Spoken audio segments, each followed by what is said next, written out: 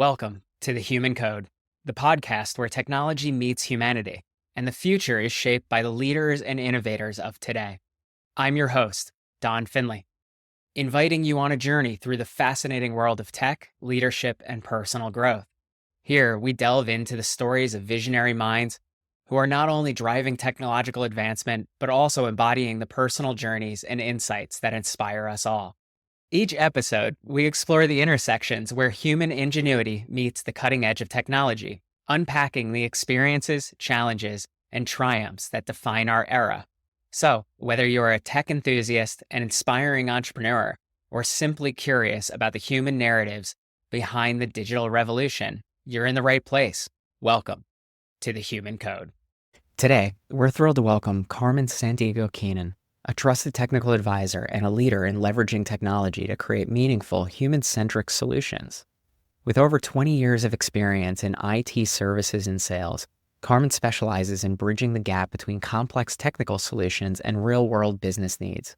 Her expertise spans AI, machine learning, automation, and enterprise software, and her approach emphasizes transparency, trust, and accessibility.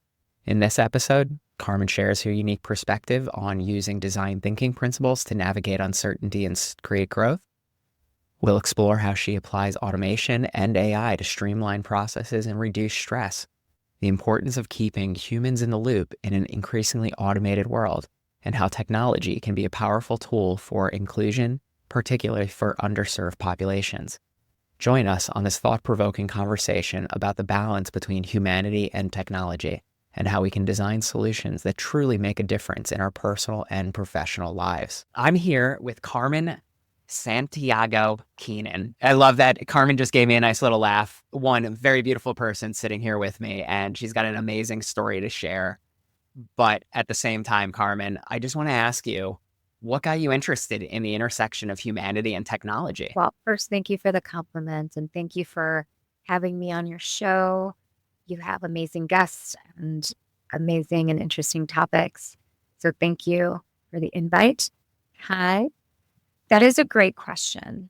I love the idea of using technology and humanity together. And this is what I mean by that. And we touched on this a little bit briefly before in conversation. As I grew in technology and different technology tools and solutions and modalities, I fell in love with business process automation, workflow, and design thinking principles, design thinking. And I started noticing that I could use these same principles in my life. They were applicable with making my life better, streamlining my life, right? Creating my own life workflow. And there are two doctors out of Stanford that also felt the same way. So they have a book called Designing Your Life. Highly recommend it. And it's something that has been helpful for me.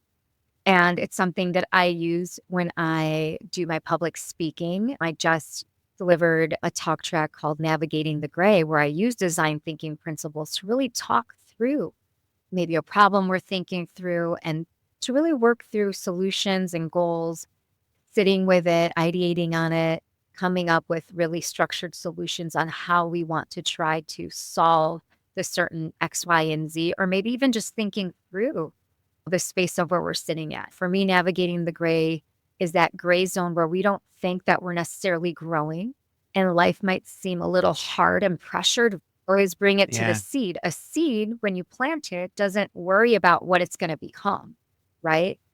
It's underneath, though. It's in the darkness. And in the darkness, in that gray area, is where we get the nutrient that we need to grow.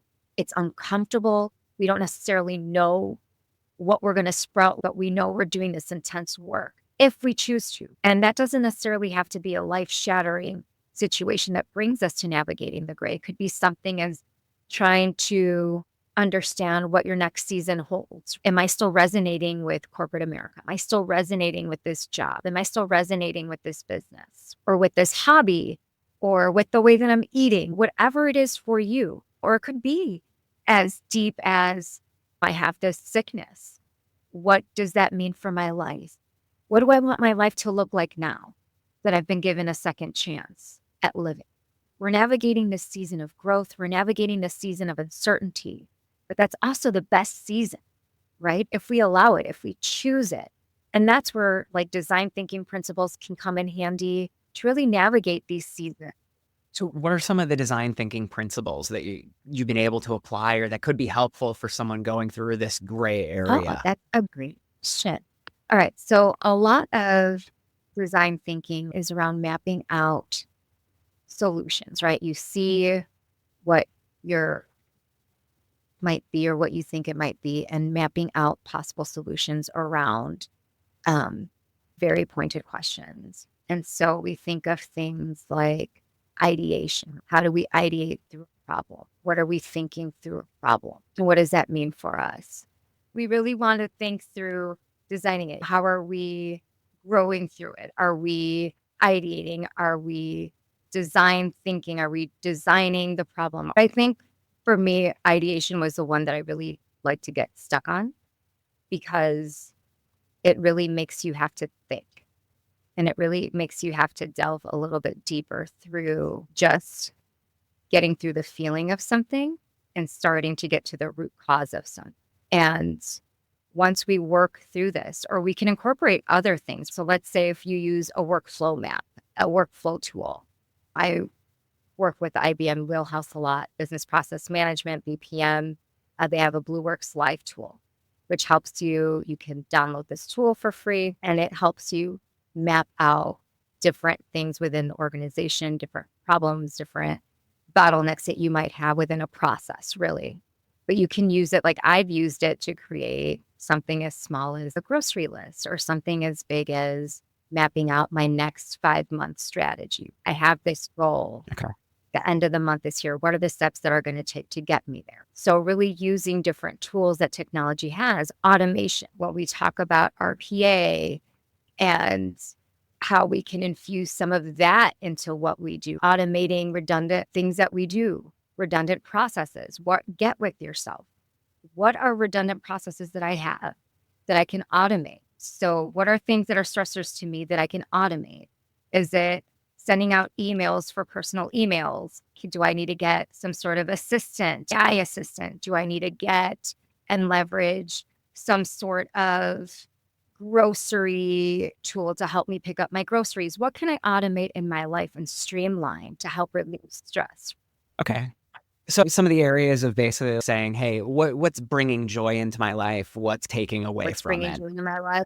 Is Yep. a good, some place to start. And then from there, hey, is this, I think it goes back to that, the Eisenhower matrix as well. Is it important? Is it not important? Is it urgent or not urgent? And like depending on the quadrant that it falls in, we're able to then say, I should be doing this, or this shouldn't even be being done.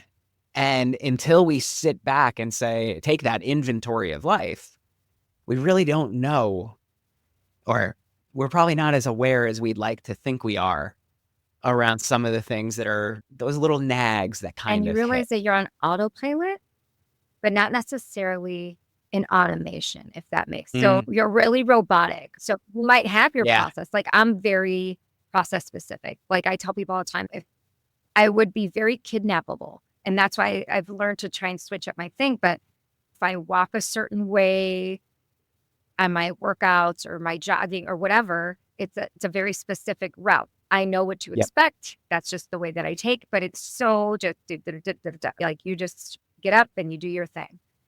But those are the times where we have to stop and pause and say, what is going on in my process? Is this process even working for me? There's times where I'm like, I'm working so hard, I'm running 1,000,000 miles a minute, but I'm running in the wrong direction, or I'm running around in circles, right? And we're not necessarily reaching our goal because we're stuck in this bottleneck of our own process, our own, whether it's our own mindset around something, or whether it's the fact that we're just used to being a robot in that process, that we realize it's not even not working because we're just used to doing it. How do you see the role of technology playing out in that path? Because here, I'll take a step back and maybe give a little bit of context. I think we're walking down a path where businesses, it's becoming easier for us to earn, considerable amounts of money with less people in the organization. And we saw back in the 80s and the 90s, in order for us to generate $10 million, we needed like 50 people. You had to man the whole gamut of services inside of one organization. But then SaaS and cloud computing and technology advancements have really driven that down to even the point where Google, when they IPO'd, they were making $1 million per head in the company. And today, actually, even WhatsApp sold for $13 billion or $18 billion, and they had 50 people in the organization. So technology has really allowed us to scale revenue while keeping teams rather small. And it seems a natural progression of that is to getting down to teams of one. And I know that Sam Altman has a bet going with other CEOs as far as when they're going to see the first $1 billion valued single person business. But I think that brings up one kind of like challenge. If we're creating these businesses that are one person, it really needs to be aligned with that like thing that you really want to bring to this world. Because if I'm the one person running an organization that is something that I just hate doing, then it's not going to be an enjoyable experience, no matter what the amount of money is. Like, how do you see technology helping us to fill in that purpose gap? That's a great question. So one, I'm going to say we need our human. That's one way we have a human in the loop. It doesn't matter how automated something is. There's going to be a human in the loop. And whether it's the person that has to actually train the models. So you actually have to train your AI model.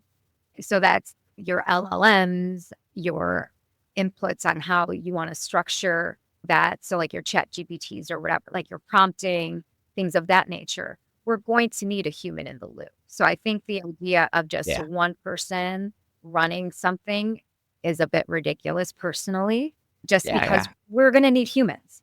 I think what we need to start investing in and looking into is investing in our humans and training them up with the technology, because again, they work together. And yes, we can automate things, but you still need a human to hit that button to automate it. And I think if we stray away from that, that is a really hairy gray area. If we really try to extract humanity from business, from the enterprise, I think that's really scary. And I think then we take out completely customer service. Customer service is already a dying art anyhow, which is really sad and hurts my heart as somebody that's always been in customer service and sales and client forward. It makes me sad to see that the younger generations really lack, especially kids these days. You go anywhere when you have I have young adult children, and this isn't a criticism. However, I have noticed that from the demographics of, let's say, maybe 18 and under, there seems to be a gap with customer service, that they just don't really know how to problem solve or even talk to you or look you in the eye and just be conversational. And I feel like you and I are in the same age group. We weren't like that in the 90s growing up as much. Like, I feel like when I had payphones, right? Like, I started my first business before I was 18. And so I had a cell phone at that time, but one of my friends had them. Like, none of my friends in undergrad, few of my friends in undergrad had text messaging at the time. Our communication styles, as far as how we grew up, it's completely different than it is today. I had a payphone in my house. No joke. I ended up moving into the foster home, and parents fostered 5 teenage girls. And then they had my 3 younger siblings as well. So that's 8 kids in the house. I mean, we had a landline, but for teenagers, for the girls, we had a payphone. God, that's hilarious. Yes, I had a payphone in my house. So yes, very interesting. But no, I feel you. Like, kids will never know. And that hurts my heart. It makes me sad. And that's why we have to always keep the human in the loop. What's going to happen literally to our children and humanity if right now all they know is head down and phone and iPad and this and video game. There isn't doing this. There isn't looking somebody in the eye, shaking their hand. I have my kids, and I've always taught them that's just out of respect. But I go to restaurants, or like I had an experience at Home Depot to pick something up that I bought from them, like a piece of furniture or whatever. And they couldn't even help me figure out how to get my stuff. It was very interesting to see that I finally was just like, okay, I got this. I just went in the back and asked the older person that was working. I was like, I don't know. They can't, like, can you help me figure this out? And the guy started laughing. Yeah, He's, yeah. yeah, sorry about that. I'm like, no, it's okay. But it's really not, because now these kids are in the workforce, and that's the best that they can do. That's a problem, because they're going to keep growing into adulthood. And if we're not teaching basic skills, we have to invest And in teaching the yeah, technology with the basic skills.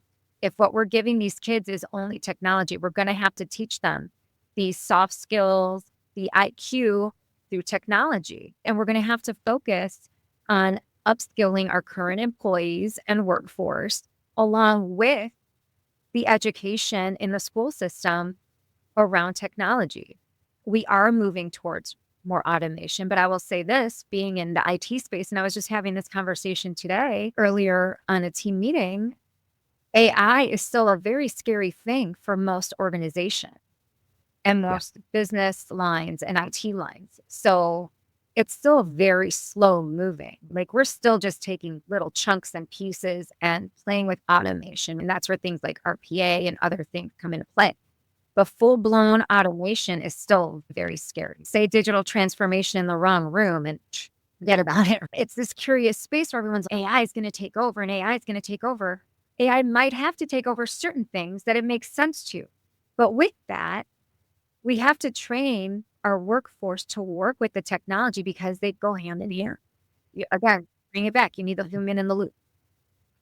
You need the human in the loop. And I had a guest on a while ago. He's operations, but he's coaching college students now. So in retirement, he was like, I want to help that Yeah. generation out. And the one thing that he said is AI is going to change the skills necessary for the workforce. And the one thing that he's recommending the students that he mentors is to actually get more managerial experience earlier on, because you're both going to be taking advice from the AI. Like, it's going to provide you with insights and possibly direction in how you go. But additionally, how you work with it isn't so much from the standpoint of being an individual contributor anymore, but you're now managing something that can create, specifically talking about like LLMs and generative AI. The other side of that I find really fascinating for how like people will end up using the tools is that dynamic of how they learn how to use it. One of the challenges that we see when going into organizations and saying that dirty word of digital transformation is also saying that the first project that you end up doing isn't going to have a positive ROI, because we recommend that, because it's a digital transformation, that you need to get people comfortable with using the tools and using it in a way that is non-threatening to them. Because once you can have them understand how to use it, then you go and find the use cases that you actually want to implement. And one area that we're seeing positive success is in customer service, where human stays on the phone with the person, but the AI is listening to the call. And like in a help desk scenario, the AI is pulling up solutions for the problem that's being described, whereas the human is forming the relationship and being the helper that they can be, and being that emotional aspect that is rather helpful.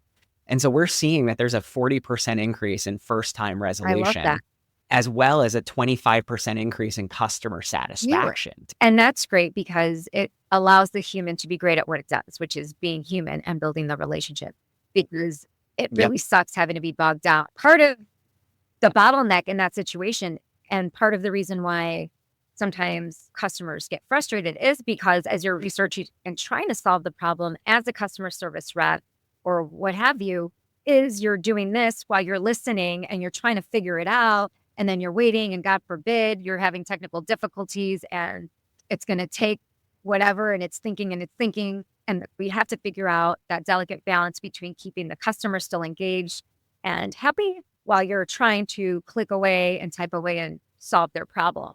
So I do think Yep.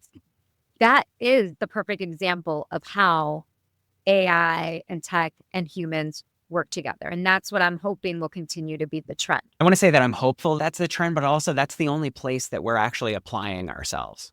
So like when we engage with customers, we want to make sure that the AI in an agentic type of flow is used to support the humans that are doing the job.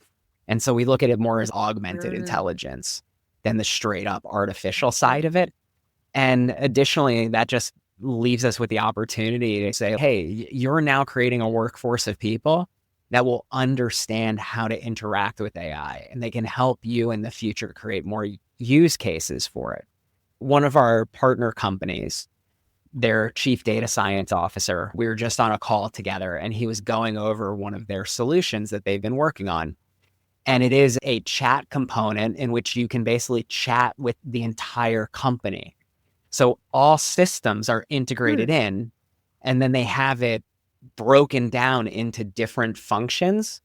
But the different functions are basically like, hey, you're an account executive. The primary data source for this is past projects, industry research, and it will go in and say, and this is a company that does about 1,000 projects a year.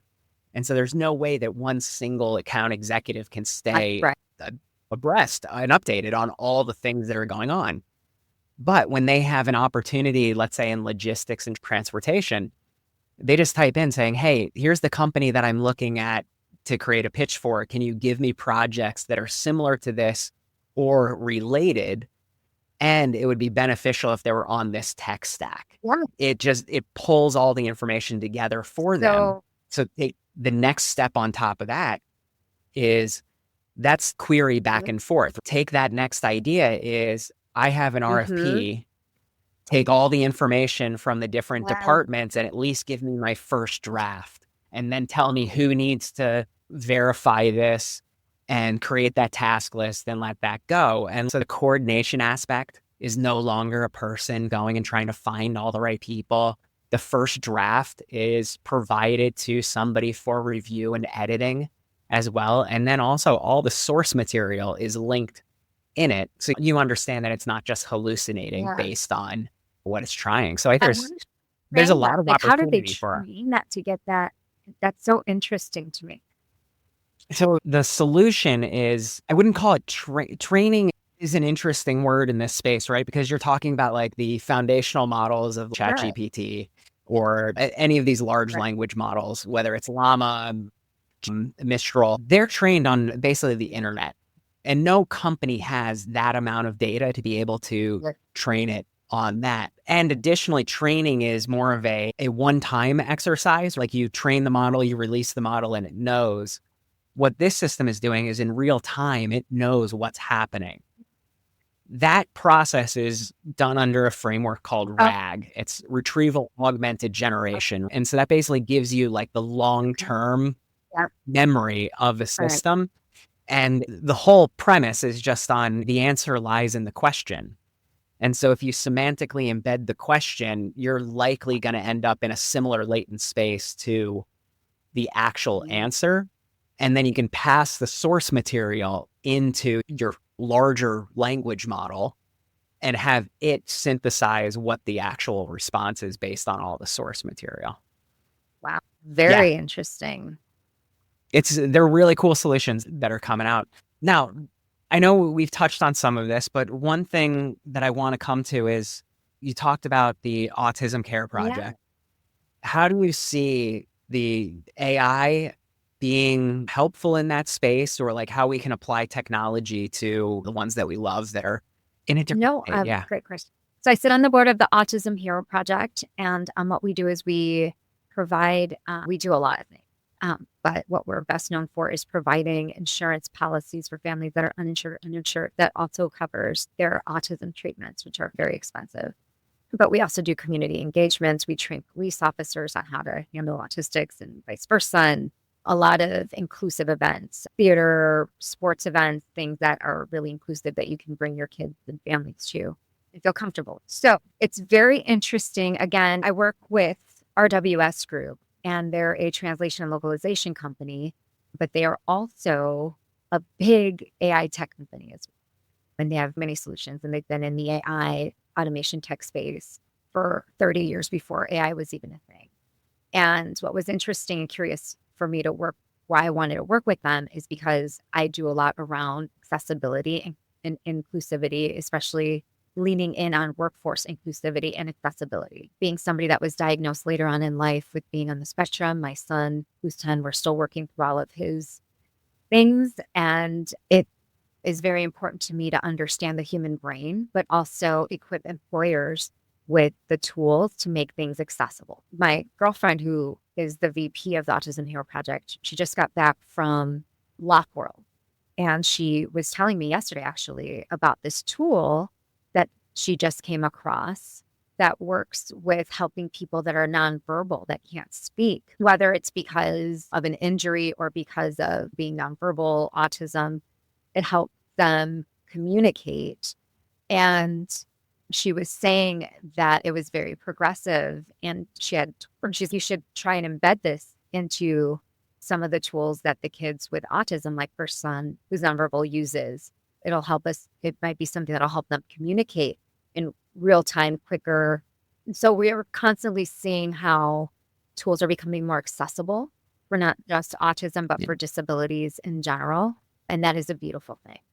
I find that autism, they call it a spectrum, but there's a lot of comorbid things. So a lot of us also have ADHD, and that's not on the spectrum yet. I do feel like it might be down the line. They might add that one there, but it is what they call comorbid with it. So people that have ADHD, the brains also work similarly sometimes to people with autism, but some of the behaviors and learning behaviors are similar.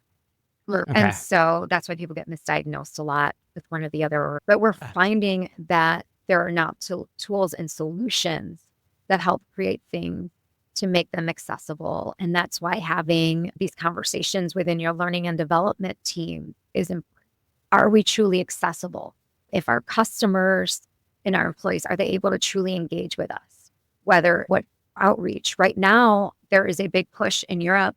They have their WCAG compliance, which is coming up in 2025. Any business that is doing business in Europe has to have their compliance around accessibility. I'm helping a lot of clients.